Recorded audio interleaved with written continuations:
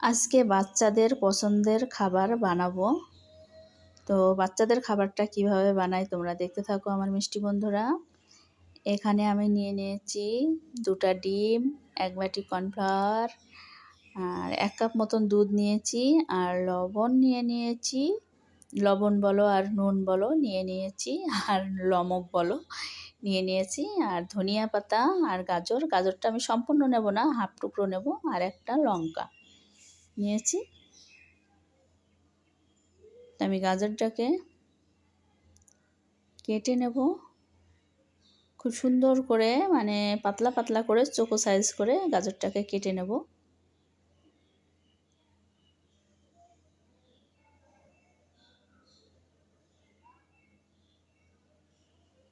ছুরিটায় ধার কমে গেছে, ছুরিটার একটা ধার দিতে হবে। দেখো আমি এভাবে গাজরটা নাম্বা করে ফালি দিয়ে কেটে নিলাম প্রথমে চোকো চোকো, এবার চোকো চোকো করে কেটে নিচ্ছি। গাজরটা আমার খুব সুন্দর করে কেটে নেওয়া হয়ে গেছে। এবার আমি ধনিয়া পাতাগুলোকে কেটে নেব। ধনিয়া পাতাগুলো আমার ফ্রিজে ছিল, সেই জন্যে মানে একটু ধনিয়া পাতাগুলো নর্মাল হয়ে গেছে মনে হচ্ছে জানে। ধনিয়া পাতাগুলো ফ্রিজে অনেক দিন ছিল। এবার লঙ্কাটা কেটে নিলাম।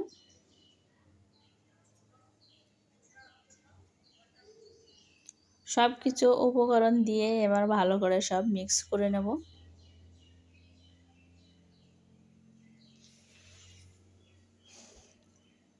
ডিমটাকে ভেঙে নিয়ে নিচ্ছি। দুধ নিয়ে নিলাম, ডিমের মধ্যে দিয়ে দিলাম নুন। এবার কেটে রাখা সবজিগুলো দিয়ে দিলাম, ভালো করে মিক্স করে নেব। এবার দিয়ে দিচ্ছি কর্নফ্লাওয়ার।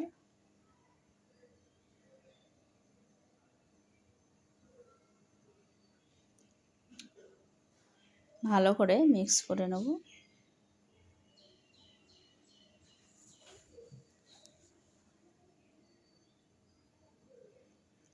খুব সুন্দর করে মিক্স করা হয়ে গেছে। চলো এবার চলে যাই গ্যাসের কাছে।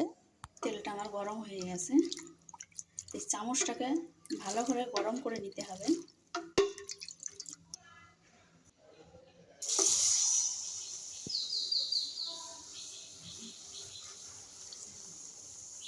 দেখো চামচ থেকে একলাই ছুড়ে গেল। হ্যাঁ, এটা হয়ে গেছে, তুলে নেব।